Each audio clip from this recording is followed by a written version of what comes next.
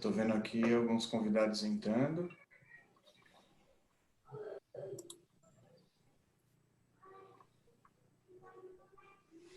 Esperar mais uns segundos para poder começar o evento.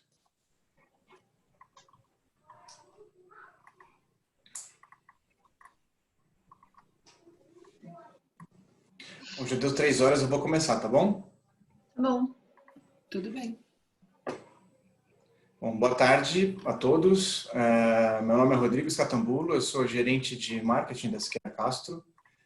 Obrigado a vocês que se conectaram conosco nesta tarde.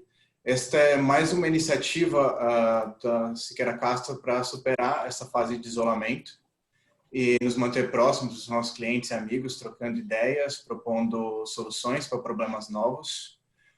O evento de hoje ele é promovido pela nossa Controladoria Jurídica Nacional. E para quem não conhece a área, eu quero apresentar rapidamente. A Controladoria ela reúne tudo que a gente tem de mais moderno em tecnologia, incluindo inteligência artificial, tudo para realizar atividades jurídicas de forma eficiente. A Controladoria Jurídica da Siqueira Castro ela é responsável por aumentar o controle dos casos patrocinados pelo escritório e nivelar a qualidade do serviço que a gente presta em nível nacional. Então, todos os processos e fluxos de trabalho são monitorados de ponta a ponta, o que nos permite ter estratégia e agilidade às demandas dos nossos clientes. Para que vocês tenham uma ideia, só em 2019, a Controladoria monitorou mais de 225 mil prazos, 145 mil audiências e 78 mil diligências. Os indicadores são monumentais. E é essa capacidade de monitoramento que nos traz aqui hoje. As sócias do escritório e coordenadoras da nossa Controladoria Jurídica, a Ana Cristina Robortella e a Thailise Seixas, elas apresentarão para vocês um acompanhamento que elas fizeram sobre a produtividade dos tribunais durante a pandemia, bem como quais são as perspectivas de futuro para o exercício do direito. Eu vou atuar como um facilitador do processo, então hoje, durante a apresentação delas, vocês podem compartilhar conosco dúvidas e sugestões. Usem essa ferramenta no rodapé da tela que chama Q&A. Durante a apresentação, eu vou transmitir essas dúvidas e sugestões para elas, e aquilo que não puder ser respondido por aqui, elas vão responder depois por e-mail. Meninas, podemos começar? Podemos sim, Rodrigo. Então, boa tarde, gente. A palavra está com você. Boa tarde a todos, espero que esteja todo mundo bem. Bom, a gente vai começar agora falando um pouquinho da linha do tempo, do que motivou o nosso estudo para esse webinar, né? Então, assim, começando pela decretação da pandemia em 11 de março, né? A gente teve alguns tribunais que foram soltando algumas portarias, suspendendo prazo, até 19 de março, que foi quando o CNJ suspendeu os prazos e audiências, até 30 de abril. Né? Aí a gente começou a sentir problemas em relação aos processos administrativos, porque não houve regulamentação. Então, alguns aconteciam, outros não. Não teve uma uniformização como aconteceu com os processos judiciais. Além disso, a gente passou por toda a dificuldade de teletrabalho, de adequação a tudo isso, né? Até chegar... quando o CNJ, em 31 de março, nos posicionou em relação à plataforma de videoconferência, que é o Webex Cisco, que a gente vai falar mais detalhadamente um pouco para frente. É a plataforma emergencial que a gente já tentava trabalhar anteriormente um pouquinho, a gente teve algum sucesso com algumas audiências por videoconferência anteriormente, e que agora, em relação a tudo que a gente está passando, vai ter que acontecer top-down, né? A partir de 4 de maio, alguns tribunais já estão implantando, outros vão ser do recorrente o mês de maio, mas a gente vai falar isso um pouquinho mais à frente. Boa tarde, eu sou a Thailise, também espero que estejam todos bem. Sobre esses assuntos aqui, sobre essa linha do tempo, queria fazer alguns comentários sobre isso. Quando a gente começou, no dia 12 de março, recebeu o ato do Tribunal de Justiça do Rio de Janeiro, foi na sequência, uma sucessão de atos, né? Em dias alternados, até o dia 19, como a Ana falou. Numa brincadeira nossa, no dia 13, inclusive, quando a gente começou a entender quais seriam os nossos próximos passos, eu brinquei que eu poderia jogar na Mega Sena se eu acertasse que, para mim, até quarta-feira a gente teria tudo uniformizado. E eu acertei, mas os números ainda não. Enfim, no dia 19 de março, veio a uniformização dos tribunais. Isso porque, até então, a gente fez um trabalho diário, constante, de hora em hora, buscando regulamentação dos tribunais. Era uma atrás da outra, praticamente, com datas diferentes. Uma suspendia prazo físico, a outra não. Uma suspendia processo eletrônico, a outra não. Audiência. E acabou que aquilo gerou na gente uma sensação de desconforto até que veio o CNJ. Mas isso, efetivamente, nos resolveu, entre parênteses, de um lado, mas não de outro. Porque começou, então, a partir da decretação da pandemia, uma infinidade de decretos, e que acontecem diariamente, de municípios e estados declarando situação de emergência, ditando regras sobre N questões e sobre processos administrativos. Para vocês terem uma ideia, nessa infinidade de audiências que o Rodrigo mencionou, a gente trabalha com processos judiciais e administrativos, uma quantidade enorme de processos no PROCON. Existem e existiram desde sempre PROCONs que simplesmente não pararam, audiências que continuaram acontecendo. Então, constantemente a gente precisava revisitar comarcas, cidades, municípios o tempo todo buscando isso. Então, começa por aí a nossa jornada nesse momento. E aí, só finalizando, né? E aí, passando por tudo isso, os tribunais ainda produziram demais, né? Superou todas as nossas expectativas. A gente achou que ia ser como se fosse um excesso, mas muito pelo contrário, teve bastante produção. E isso a gente vai mostrar mais para frente o estudo aprofundado que a gente fez. E vamos seguir. Bom, o que tornou possível o cenário que a gente vai apresentar, né? Então, para começar, o que tornou possível foi a tecnologia e pessoas adequadas trabalhando, né? Isso eu acho que é o ponto-chave. Com a tecnologia, a gente conseguiu trabalhar de casa, a gente conseguiu cumprir os prazos que a gente tinha que cumprir, a gente estava preparado, como todo mundo que investiu nisso estava preparado também. Então, como é que poderia ter sido diferente, né? Então, o judiciário estava todo preparado já há um tempo digitalizando processos. Se isso não tivesse acontecido, não teria sido possível também todo o nosso esforço em home office. Plataforma de audiências. Se isso não tivesse acontecido, a gente também não conseguiria trabalhar de casa completamente. A gente faria prazo, protocolo de audiências, a gente não conseguiria. Então, esse é um cenário todo que possibilitou que a gente conseguisse seguir produzindo bastante nesse cenário de pandemia. Nesse cenário que a Ana contou aqui sobre isso, a gente precisa contar para vocês que já tem um tempo que o escritório trabalha focado em alguns projetos, né? A gente tem aí uma área de controladoria que, além de todos os nossos controles, também trabalha com inovação, com tecnologia, enfim. E nesse momento, a gente tinha vigindo, né, um projeto do escritório tratando de audiências virtuais. Essas nossas audiências virtuais, elas aconteciam, já vinham acontecendo em alguns tribunais, em algumas varas. A gente vinha buscando, junto com o Gabriel, que é um outro nosso sócio querido, esse trabalho, fomentar esse trabalho e difundir efetivamente, né? E aí, apesar de todas as dificuldades, ele estava acontecendo gradativamente, mas de repente ele aconteceu, né? E o próprio CNJ, com a disponibilização da plataforma emergencial, eles fizeram um webinar para explicar como funciona, enfim, e eles contaram todas as formas que você tem que fazer para preencher, para tudo, e disseram que é uma plataforma emergencial, com prazo de validade, mas que pode vir a ser mantida. Então, é o que a gente acredita e a gente vai seguir falando sobre isso. Tanto é verdade que tem outros tribunais usando outras plataformas, né, Thay? Que a gente viu Skype, Teams, Hangout, né? A gente já viu um pouco de tudo. Exatamente. Esse aqui agora é um exemplo sobre que a gente vai mostrar alguns exemplos. Esse é um exemplo específico da tela de uma criação de ambiente de videoconferência no CNJ. Por essa plataforma emergencial, a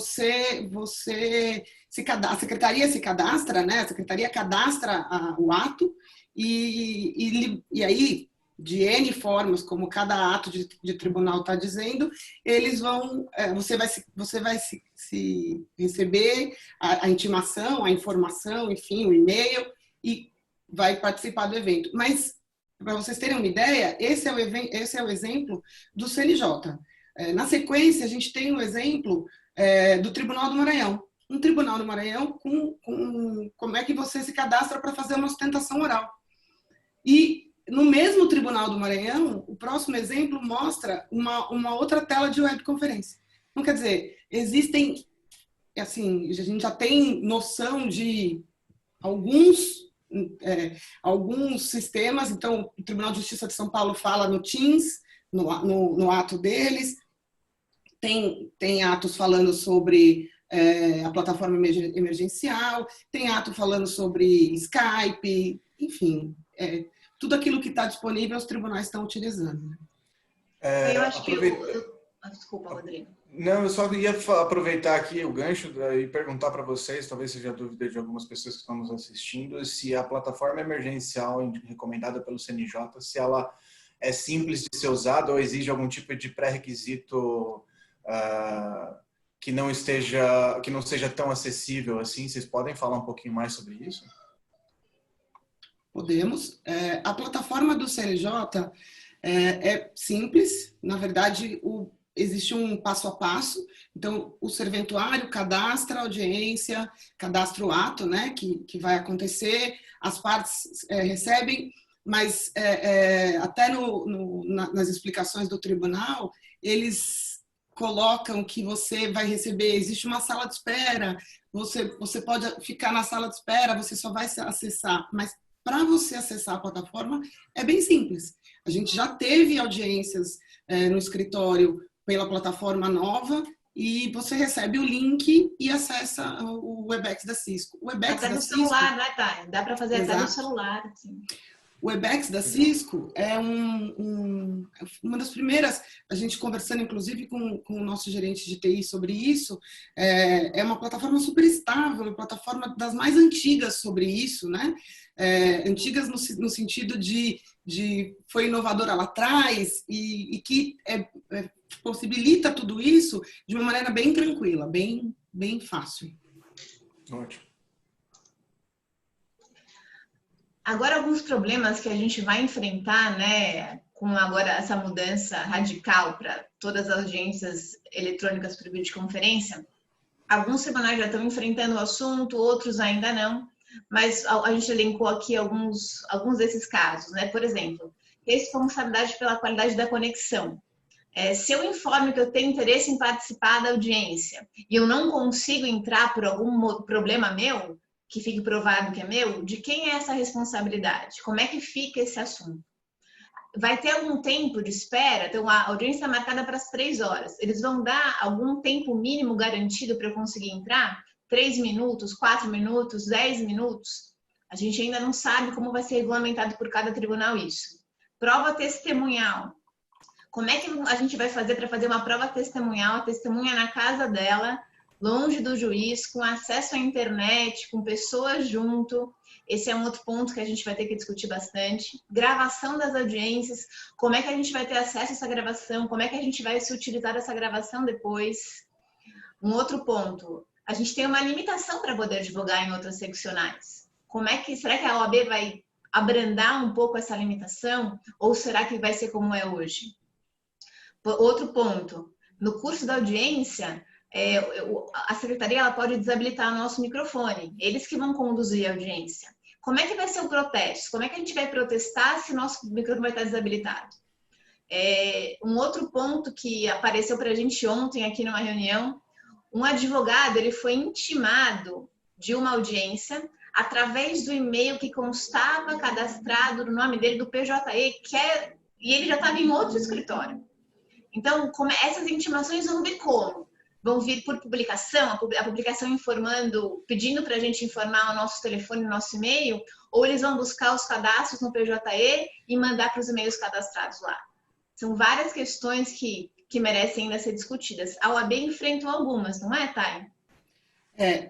A gente tem monitorado aí, acho que é uma das palavras que a gente mais usa ultimamente, a gente tem monitorado todos os atos de todos os tribunais, os antigos, os novos, os próximos, os recentes, porque eles não param, né? E a gente tem visto, em São Paulo, por exemplo, a OAB de São Paulo fez 2 ofícios, um ofício para o TRT e um ofício para o TJ, para o Tribunal de Justiça, levantando alguns desses pontos, tá? E aí o TRT tinha soltado há uns 10 dias o ato 7, o ato conjunto 7, e nesse ato ele falava simplesmente, a partir de 4 de maio a gente vai ter, óbvio, com algumas explicações, mas as audiências serão virtuais. E aí, no dia 15 de abril, teve uma reunião com a OAB, e aí, a partir daí, na sequência disso, nessa semana, segunda-feira, se não me engano, saiu o ato 8, que aí já regulamenta. E aí, no ato 8, já sai especificamente dizendo que, enfrentando alguns pontos que a OAB até fala como uma vitória da advocacia, que é a questão de audiência una com depoimento, audiência de oitiva de testemunha. Essas, por exemplo, ficaram sobrestadas. Então, diferentemente do ato anterior, agora o TRT fala que vai acontecer gradativamente, que vai começar com uma, que depois vai ter as audiências, primeiro as audiências de conciliação, depois as audiências iniciais, e que as audiências unas e de instrução estão, e para coleta de provas, né, ficam sobrestadas até ulterior deliberação. Além disso, fala da impossibilidade técnica, fala também da situação da publicidade do ato, exceto os processos que correm em segredo de justiça, as audiências presenciais poderiam ser assistidas por qualquer pessoa. E aqui também o ato 8 regulamenta isso e diz que a pessoa tem 48 horas antes do início do ato para se inscrever e participar também como espectador, sem interação com as pessoas que estiverem fazendo a audiência, né? Existe nesse aspecto, efetivamente, além desses pontos que a gente está discutindo, que a gente está trazendo com relação ao OAB, e que isso vai acontecer, a gente tem visto os atos que eles estão acontecendo. Então, a gente não tem ainda todos os tribunais regulamentando audiências. O TJ do Paraná, por exemplo, fala, olha, audiências, né? Então, a gente vai viver os próximos dias ainda com movimentação nesse sentido, entendendo como é que isso vai acontecer. E um fato que é relevante com relação a esse ato 8 do TRT de São Paulo é que ele coloca que as audiências iniciais começam no dia 18 de maio. E isso é depois do prazo que, em tese, finaliza a resolução 314 do CNJ. Então, esse é o nosso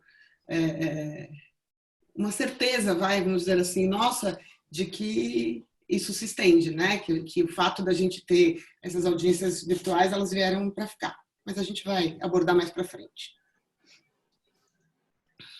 Bom, e aí a gente começou a olhar para dentro e começou a ver o volume gigantesco de publicação que a gente estava recebendo.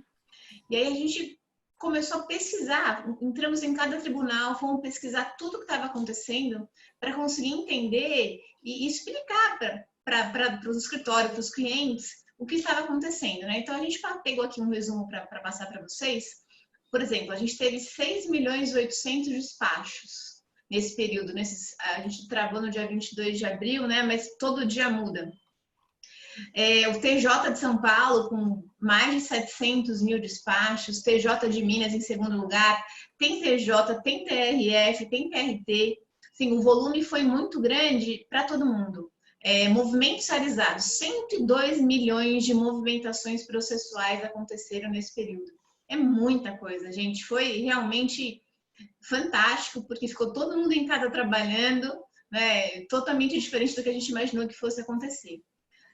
2.700.000 sentenças e acórdãos. A gente acredita que isso aconteceu porque, como não tinha também audiência, o pessoal se viu obrigado a realmente publicar, despachar, né? Porque eles realmente tinham mais tempo. 4.300.000 decisões. Esse foi um estudo que a gente fez super aprofundado. A Thaís vai falar um pouquinho mais agora, né, Thay?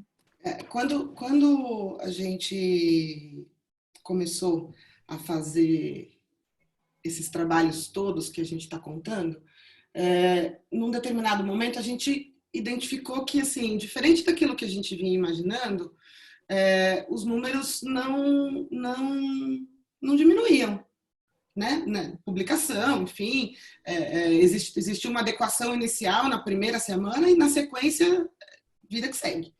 E aí foi necessário um aprofundamento, porque a gente não tinha informação, a gente não tem a informação de como era antes. Então a gente não pode dizer que houve um aumento. Então a gente foi obrigado a ir a fundo nisso, a olhar tribunal a tribunal, a buscar informação de como isso estava acontecendo. A gente tem visto algumas movimentações falando sobre distribuições, nem todos os tribunais publicam as distribuições, mas também se mantiveram. A gente vê que o volume de processos que estão sendo movimentados, gente, a gente está falando de 102 milhões. E a gente está falando de tribunais, obviamente, a gente está falando do Tribunal de Justiça de São Paulo, que você vê aqui no total de despacho acima de 700 mil, nos movimentos acima de 25 bilhões de movimentos no TJ de São Paulo. Mas a gente está falando de tribunais do país inteiro. Então a gente fala de um volume perto de 4, 5 milhões para o Tribunal de Justiça da Bahia, a gente fala o TRF em quase 5 milhões, o Tribunal de Justiça de Santa Catarina em quase 8 milhões. Então, é um volume muito alto. Essa é a nossa prova de que a justiça efetivamente não parou. Né? A nossa provocação, lá desde 15 dias atrás, quando a gente começou a soltar informações sobre isso, ou seja, a gente foi aprofundando o estudo logo no começo de abril e veio trazendo essas informações para a nossa comunidade, para os nossos clientes. É exatamente isso, não parou, não tem, e a gente não tem perspectiva. É óbvio que agora talvez a gente tenha uma outra acomodação, voltam as audiências, começam as audiências virtuais, mas ainda não se tem um volume muito grande.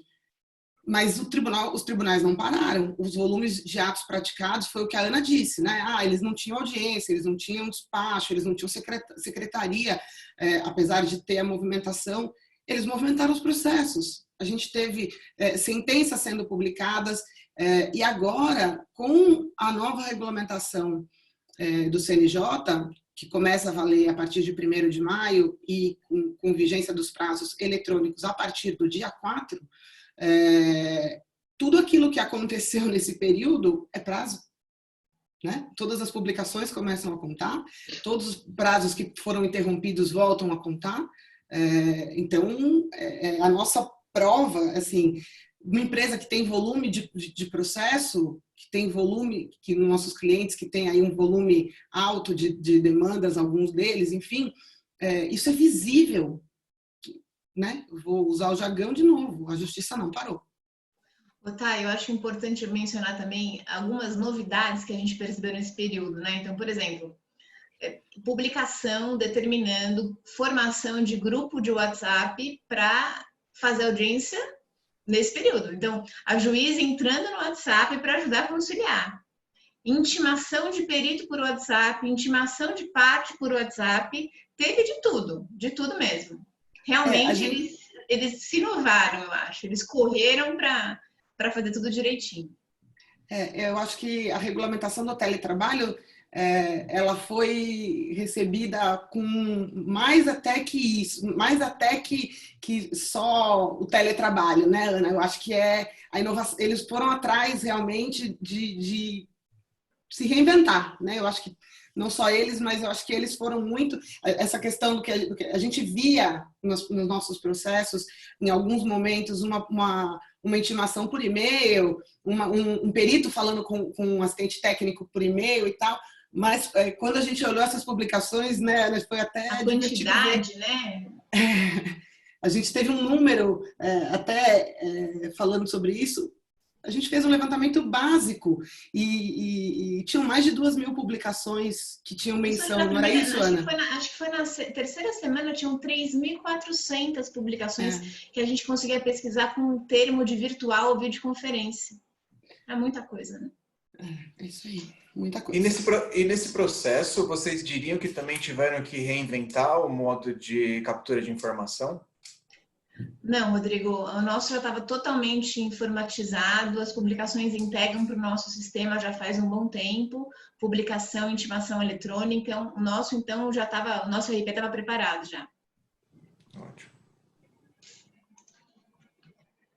Bom, então toda a crise traz oportunidade, né? Então a gente vai falar de alguns assuntos aqui importantes, né? Primeiro ponto, alguns clientes têm muito dinheiro parado nos bancos em relação de depósitos recursais e judiciais.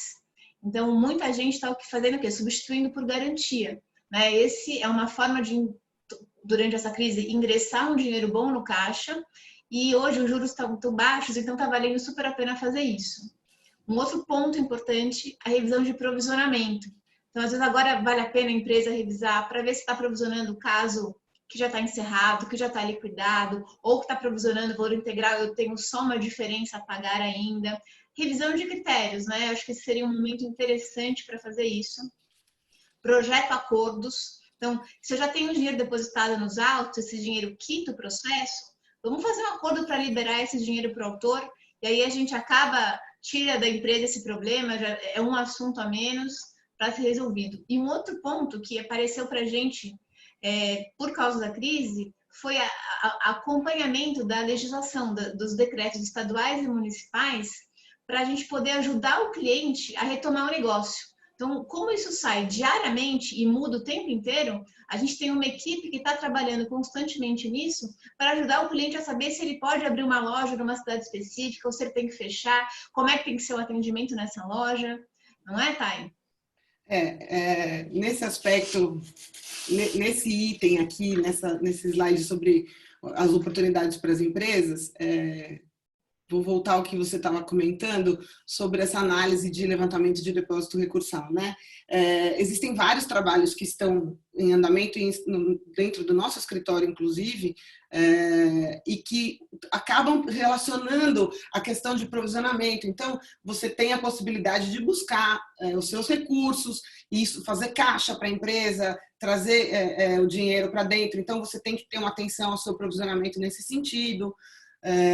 Então, esse é um trabalho bem específico. A parte dos acordos, a gente também está fazendo para alguns clientes específicos. Existem plataformas que parceiras nossas que a gente está trabalhando para usar realmente, de finalizar os processos e dar a devida ao encerramento neles nesse momento. E aí a gente vem falar sobre essa consultoria estratégica e sobre o monitoramento de decretos, né?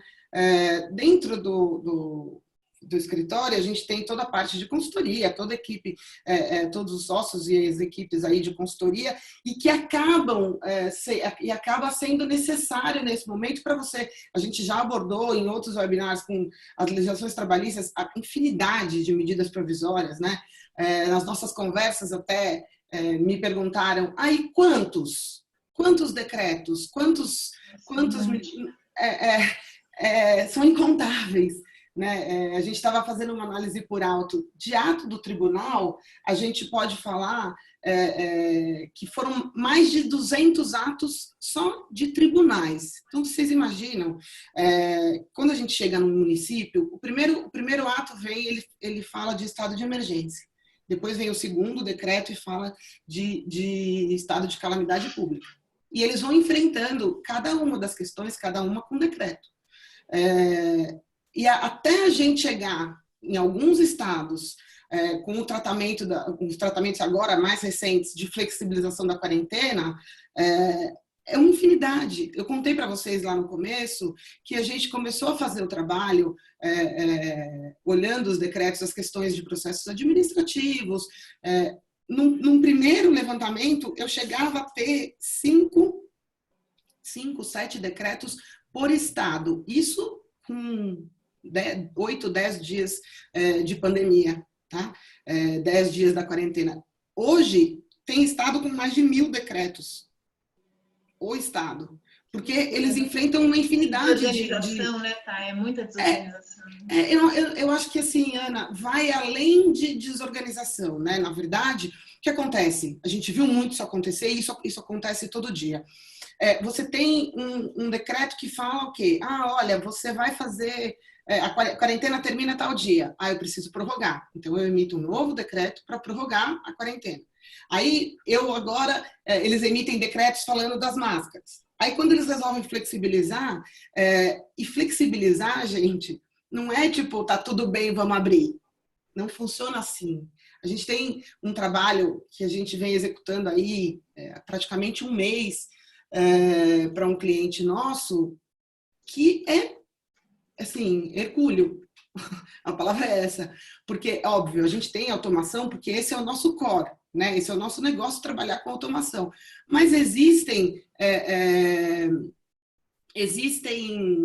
municípios que não publicam atos no Diário Oficial, publicam no jornal de grande circulação. E aí você vai procurar. E aí você vai procurar das formas mais divertidas possíveis. E é divertido, tá, gente? Mas é porque eu vou contar. A gente entra em live, a gente segue o prefeito no Instagram, a gente manda mensagem inbox, a gente liga, fala no celular de gente da prefeitura. E assim, eu falo a gente porque em alguns momentos eu vou junto, porque a gente tem decretos encerrando e acontece muito. O decreto simplesmente termina o prazo. Hoje a gente tem um exemplo de uma cidade que é Taubaté, no interior de São Paulo. O decreto encerrou, prorrogou, mas não tem decreto prorrogando. Então, o município está acompanhando o Estado. Como? Se você não fala sobre isso. Se não tem nada sobre isso no decreto. Tem notícia. Mas a notícia está no site da prefeitura. E aí você vai buscando cada vez mais informações e inventando formas de chegar, de atingir seu objetivo. Porque, efetivamente, a gente não tem isso é o nosso Estado de Direito, vamos dizer assim. E aí, por isso, a gente tem essa situação toda, a federalização, enfim. Mas a gente tem essa situação que está em todos os municípios. E é um trabalho violento, porque, além de tudo, na hora que ele fala, vou flexibilizar, né, pode abrir, ele fala assim, olha, você tem que abrir, o exemplo até de uma academia, né, as diretrizes para abertura de uma academia de ginástica. Ponta Grossa, um exemplo, saiu agora. Olha, pode abrir, mas é um aluno a cada 25 metros, usando máscara. Então, assim, são N regras. E se o cliente não tem um acompanhamento próximo disso, se você não faz um acompanhamento detalhado disso, tem multa, tem decreto que fala em prisão, tem uma série de penalidades aí, tem uma decisão judicial no interior de São Paulo, por exemplo, que ela fala que não é para reabrir e que se alguém reabrir, quem reabrir tem uma pena de multa diária de R$50 mil por dia. Quer dizer, no momento de pandemia, no momento onde você está com o seu negócio parado, você incorrer num risco desse é muito alto, né? Então, é um trabalho muito, muito delicado, de muita responsabilidade e que precisa de criatividade, até eu diria, para realizar, né? Na sequência, eu vou falar um pouquinho para vocês sobre as oportunidades aí para a gestão jurídica, né? Olhando para dentro de casa, eu posso falar para vocês que o nosso escritório faz isso há alguns anos. A gente só não sabia quando que seria necessário usar de maneira mais expressiva nesse momento. Mas a gente já estava preparado. Foi até o que a Ana respondeu num questionamento que o Rodrigo fez um pouquinho mais cedo. A gente já estava preparado. Então, a gente tem o nosso ERP é web, a gente tem uma série de automações. Então, a gente investiu e foi seguindo a evolução. Isso, né? A evolução e aí as automações, inteligência artificial, enfim, robôs, tem uma série de atividades que a gente vem fazendo já ao longo do tempo, e isso nos dá um volume de dados, um volume de informações que faz com que a gente consiga entregar para o nosso cliente de maneira bem objetiva aquilo que ele precisa para uma tomada de decisão rápida. Nesse momento, é muito importante, foi importante para nós, no nosso negócio, dentro do escritório, poder tomar decisões rápidas, poder agir de maneira assertiva, com informação. E isso é o que esse é o nosso negócio, né? A gente pode falar isso bem, né, Ana? A automação é um processo sem volta, né, Thay? É uma coisa que vai e você não volta porque é muito melhor, né? Muito mais barato, é muito mais eficiente, não tem volta. O objetivo de tudo isso é entregar isso para o nosso cliente. Isso é controladoria, né? Isso é a gente chegar e conseguir entregar para o nosso cliente. Se a gente tivesse dentro os quadrinhos de meta, visão e tudo mais, isso, é o que a gente tem de entrega, trabalhar com os dados, ter uma gestão efetiva e dar para o nosso cliente a possibilidade de fazer a mesma coisa, de atuar de maneira assertiva, rápida, objetiva, pontuada, ou seja, ele conseguir fazer, tomar as providências que ele precisa, entendeu? Eu acho que, assim, é isso. E o que vem depois, né, Ana? Não, o que vem depois. Bom, a gente acha que realmente a automação, como já falou, é uma via sem volta e, consequentemente, o home office, até que a situação se regularize, a gente já se acostumou, a gente já enfrentou todos os problemas, né? Da internet doméstica, do problema do computador que a gente tinha em casa, para quem não tinha um computador institucional. A gente já passou por isso, a gente já conseguiu. Os tribunais que ainda têm processos físicos, eles vão ter que virar eletrônicos, isso não vai ter jeito. Um ponto dessa semana que foi muito importante foi a lei que autorizou as audiências por vídeo dos juizados especiais. Então, a gente ainda está sem data para terminar o isolamento e já tem lei flexibilizando a realização de audiências por videoconferência de todos os tipos. E acho que um ponto que a gente aprendeu e está sofrendo com tudo isso é a falta de uniformização. Então, desde procedimentos administrativos que a gente sofreu muito com os PROCONs nesse tempo todo, até como a Thay acabou de mencionar, muitos decretos estaduais e municipais termina, não tem um outro, não tem uma unificação. Então, a gente acredita que isso tudo que a gente está passando vai fazer com que as coisas melhorem, né? A nossa esperança é essa. Eu acho que a gente tem... quando você tem uma lei que vem, no meio de tudo isso, tratar sobre a possibilidade de audiências virtuais nos juizados especiais, que é um procedimento tão célere, né? Para ser cada vez mais. Então, você vê que não são só os atos, né? E não são só... E tudo se encaminha para que isso seja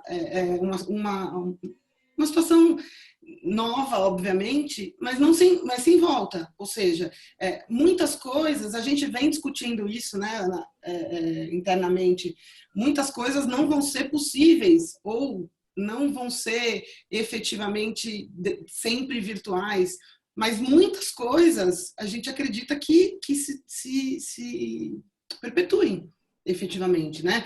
Então, já existiam muitas pessoas trabalhando em diversos clientes nossos, alguns dias em home office, enfim, mas agora, e até mesmo nos tribunais, tá? A gente sabe que nos tribunais os assessores dos desembargadores, muitos fazem home office, trabalham remotamente para poder ajudar com sentenças, acordos, enfim, e isso vai se perpetuar. Então, e foi o que até eu mencionei um pouquinho antes, né? Existe já no próprio ato do Tribunal do TRT de São Paulo, com data do dia 18. Não quer dizer, a gente não tem aí uma situação que a gente vê que realmente até que o tribunal também acredita, né, que isso vai se manter. E aí, quando a gente fala de digitalização do restante dos processos físicos, a gente vê que isso tem saído nas resoluções, e isso é um projeto de anos já, né, do CNJ. O CNJ começou e ele tem um foco aí de digitalização de 100% dos processos físicos. A gente sabe, na nossa atuação, por exemplo, que em Minas Gerais ainda tem bastante comarca que não é eletrônica. E isso é um entrave para esse momento, obviamente. Mas aqueles que já são eletrônicos, não tem entrave, efetivamente, né? Com relação a essa questão da uniformização, da unificação de procedimentos e plataformas, acho que assim, a gente ainda tem um caminho a percorrer. A gente internamente diz que é constante, próximo e com os dois olhos bem abertos, porque todos os dias a gente se depara com um ato novo, com uma regra nova, com uma plataforma nova. O Tribunal de Justiça de Santa Catarina trouxe uma plataforma que essa a gente não conhecia, Big, Blue, enfim. Então, existem uma infinidade delas, e assim, até que tudo chegue numa situação de cruzeiro, a gente ainda tem um tempo aí e um trabalho bem grande para continuar sendo executado aí. Tá, mas eu acho que o que ficou foi a lição da tecnologia, né? Quem estava preparado conseguiu seguir bem, né? Quem tinha um RP web, quem tinha documentos na nuvem, quem tinha já a integração de publicação funcionando, quem tinha já a estrutura conseguiu seguir bem e vai seguir bem, assim. Quem não tinha vai ter que correr atrás agora, não vai ter jeito. Já não é mais, assim, já cada vez mais difícil, né, Ana, para quem não estava nessa situação, né? Porque enfrentar todas essas mudanças, todas essas questões, tudo isso que a gente tem visto, o volume altíssimo de trabalho dos tribunais, todas essas mudanças diárias praticamente, se você não tem o mínimo, se o escritório, enfim, não tem o mínimo, que está nessas condições que você colocou, um RP web, enfim, é praticamente impossível chegar, né? Porque uma coisa é você fazer, vamos todo mundo trabalhar em casa. Como? Você tem o computador, você tá instalado. Quem tem 1000 VPNs instaladas, né? Ou seja, para você acessar uma máquina remota, você precisa de uma outra forma, que é uma VPN. Quer dizer, se nem o RP é web, ter uma VPN é muito mais difícil. Então, são vários fatores, mas que fazem com que, óbvio, a gente tenha uma situação que a gente buscou, né? O escritório trabalha para isso. A gente trabalha há bastante tempo para chegar nesse momento e ter essas condições favoráveis e continuar trabalhando, medindo, sabendo aquilo que a gente tem que fazer, aquilo que a gente tem que entregar, porque independente do que aconteceu, independente de tudo isso, a gente precisa continuar entregando essas informações aos nossos clientes, porque as decisões, mais do que nunca, têm que ser estratégicas nesse momento, né? Eu tenho uma pergunta aqui, e aí voltando um pouquinho num ponto que já foi tratado, possivelmente alguém que entrou depois que vocês abordaram o tema, falando sobre essa plataforma WebEx. A dúvida é se elas serão só, as audiências só podem ser realizadas por meio dela, e se é possível também acessar pelo celular, e como é que o advogado recebe o link para entrar na plataforma. Eu sei que vocês já falaram um pouco sobre isso, mas como a nossa audiência é rotativa, se vocês puderem recapitular, seria ótimo. Claro, é um sistema simples, você faz o cadastro pelo site, você consegue acessar pelo celular ou pelo computador. Como você recebe o link é um problema ainda, porque tem ato que está dizendo que você, por publicação, vai ter que informar o seu e-mail, tem ato que está dizendo que você vai ter que entrar no site do tribunal, procurar o e-mail da secretaria, informar qual é o seu dado, a sua data da audiência, e eles vão, através desse e-mail da secretaria, te mandar o link da audiência. Então, acho que cada tribunal está fazendo de um jeito diferente, a gente vai ter que acompanhar como a gente já tem feito em todos os sentidos. Na verdade, complementando, com relação à intimação e tudo mais, o WebEx é simples, você consegue baixar, mas foi o que a gente falou, não existe só o WebEx e não os tribunais estão decidindo. O Tribunal de Justiça de São Paulo, no comunicado GC 284, que ele fala das audiências virtuais, ele fala que será utilizada a ferramenta Microsoft Teams, que não precisa estar instalada no computador das partes, advogados e testemunhas. É web, né? É web, exatamente. E, assim, esse é mais um, né? Eu acabei de falar daquele de Santa Catarina, que é outra plataforma, então não tem uma uniformidade. A plataforma, no ato do CNJ que ele disponibiliza a plataforma, ele dá a opção, dá um meio de que as audiências virtuais possam acontecer. E é provisória, né, Thay? Na verdade, assim, ela está expresso que é por 90 dias e pode ser renovada. Então, acho que assim, até para o tribunal entender como é que isso vai acontecer, né? Então, aproveitando esse gancho de vocês, é que eu recebi perguntas aqui que falam um pouco sobre isso, sobre a perspectiva de vocês sobre esse novo modelo de realização de audiências. Vocês estão falando um pouco sobre a permanência da tecnologia e a permanência de um novo modelo, a possibilidade de efetivação de um novo modelo. Como é que vocês veem isso, se isso tem sido efetivo, se os acordos estão acontecendo? Qual o papel dos escritórios terceirizados nesse processo? Olha, as audiências que a gente teve até o momento, né? A gente conseguiu fazer acordo, funcionou super bem. A gente não teve muito ainda para ter uma base de comparação, vai começar agora em maio, mas o que já aconteceu funcionou super bem. Foi conciliação, tá? A gente não fez nenhuma UNA, nenhuma instrução, nada. Mas a conciliação foi muito bem. Assim, a gente tem aí que enfrentar, a gente colocou lá atrás com relação à questão da OAB, né? De você fazer uma audiência, realizar um ato fora da sua seccional. Então, isso é um ponto que a gente ainda vai precisar esperar como é que isso vai acontecer. Então, obviamente, em algumas circunstâncias pode ser necessário, sim, a permanência da estrutura como a gente tem. Óbvio, a gente tem unidade praticamente no país inteiro. Então, isso nos possibilita fazer da forma como trabalhar do jeito que a gente trabalha. Não tem muita alteração nessa dinâmica efetiva. Mas o que é certo é que ainda podem existir algumas mudanças sobre isso, né? E aí, de novo, a gente volta naquela de que é necessário um acompanhamento muito próximo ainda. E você, uma das pessoas que nos perguntou, falou qual vocês com relação à possibilidade dessas contratações terceirizadas para atuar em casos de jurisdições diferentes. É uma realidade desse cliente. Então, como é que vocês analisam esse cenário frente à atuação dos escritórios terceirizados? Vocês têm já uma percepção a respeito disso, já que a tecnologia... Para mim importou. Você pode falar de novo? Também não... Vocês estão me ouvindo bem agora? Agora sim.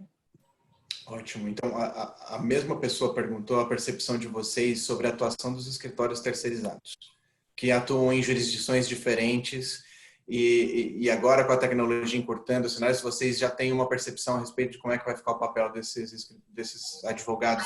Eu acho que é muito cedo ainda para falar, Rodrigo, porque, por exemplo, o nosso volume é gigantesco, né? É muito difícil a nossa equipe conseguir atender tudo de um minuto para o outro. A gente tem que ver, tem que sentir como é que vai ser no dia a dia, né? E tem todo esse problema da OAB também. Então, como é que a gente vai fazer? A gente não pode advogar em outra OAB. Sim. Então, acho que é uma coisa que a gente vai ter que sentir no dia a dia ainda. Porque o que até o advogado que toca o processo, que está lá com o nome para receber intimações e tudo mais, ele vai, na hora da prática do ato, se for um advogado que não está naquela seccional, é só a prática do ato, enfim, como é que isso tudo vai se transcorrer, entendeu? E são essas as mudanças que a gente ainda tem que sentir. Vamos ver como é que isso vai andar, né? Tá. Eu tenho mais uma pergunta aqui. Vocês imaginam que nesse cenário, nesse novo cenário, existe alguma tendência de darem preferência para audiências virtuais em detrimento das prioritárias, das presenciais? Total, né? Rodrigo, a gente vem pensando sobre tudo isso, né? Você tem uma cidade, vou tentar exemplificar para ver se para exemplificar nosso pensamento. Você é em São Paulo, o nosso escritório é no Itaim. O advogado sai para ir fazer uma audiência trabalhista na Barra Funda.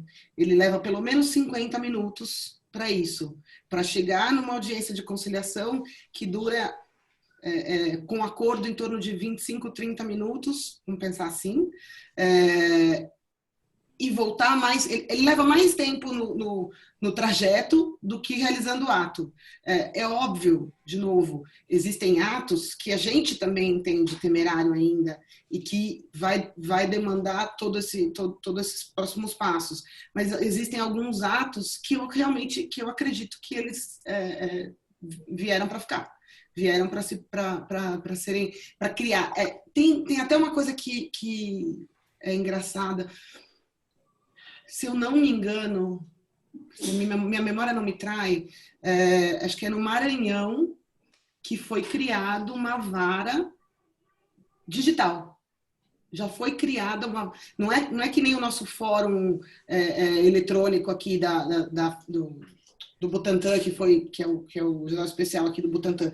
É uma vara uma vara do tribunal foi criada nesse momento para isso, para as audiências virtuais. Então, assim, são muitos indícios que a gente tem encontrado de que isso é realmente um caminho sem volta, vamos dizer assim. E aí, para encerrar, já que a gente está caminhando para o final do nosso webinar, vocês, de tudo que vocês disseram, resumindo, vocês veem uma mudança significativa na forma de advogado aqui para frente?